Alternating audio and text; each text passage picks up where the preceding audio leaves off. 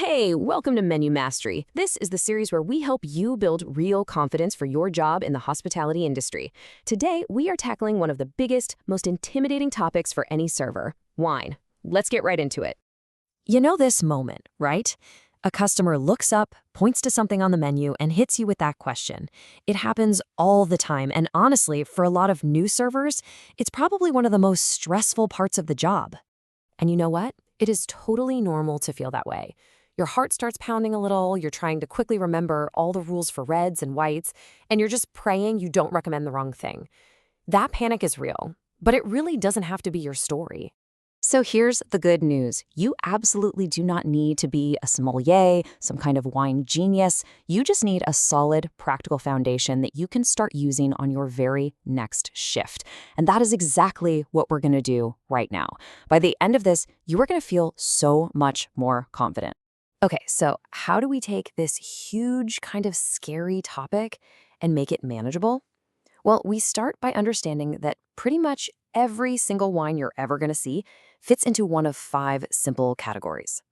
Think of this as your new mental map of the whole wine world. And here they are. You've got red, white, rosé, sparkling, and dessert wine. That's it. Just 5 groups.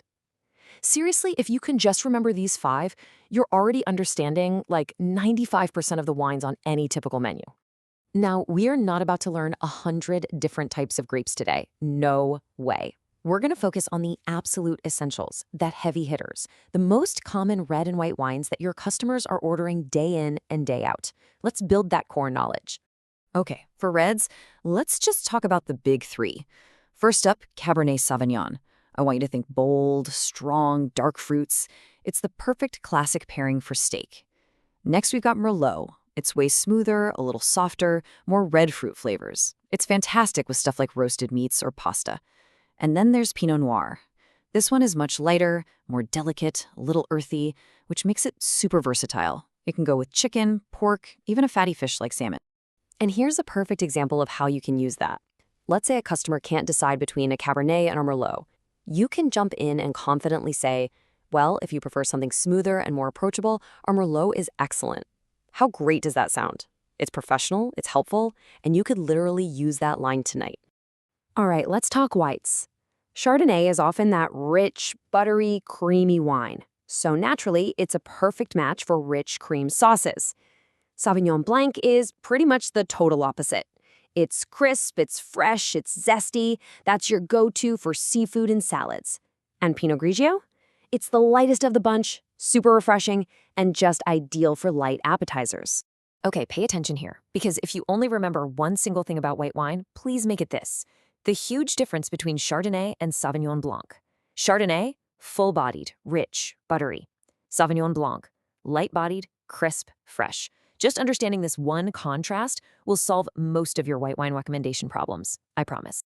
All right, so you know the key wines. Now for the million-dollar question. What does it go with? Forget trying to memorize hundreds of pairings. We're going to cover 3 super simple, unforgettable rules that honestly work for almost every situation you'll face. Let's keep this so simple. Rule 1, red wine with red meat. Easy. The structure in the wine just works with the richness of the meat. Rule 2, white wine with fish and chicken. Its crispness is perfect for those more delicate proteins. But here it is, the pro tip. Rule number 3. The sauce is the secret. If you have chicken, but it's in a rich red wine sauce, you should recommend a red wine, maybe that Pinot Noir. Always, always match the wine to the sauce, not just what's underneath. So you've got the knowledge now.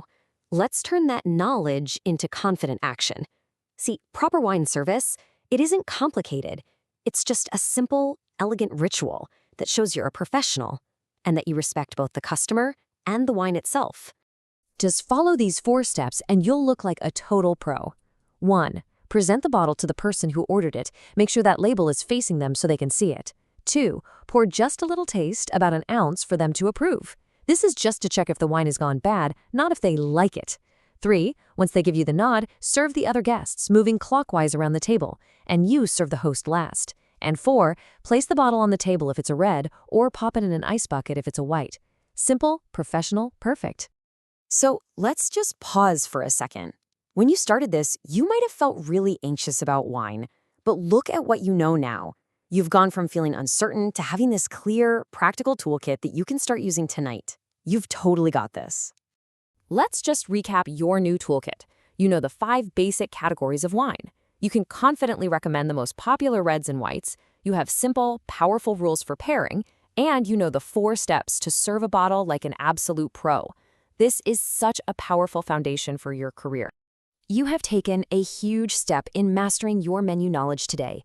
And if you're ready to master the entire service experience, from taking reservations all the way to handling difficult customers, you should check out our full English for Waiters online course.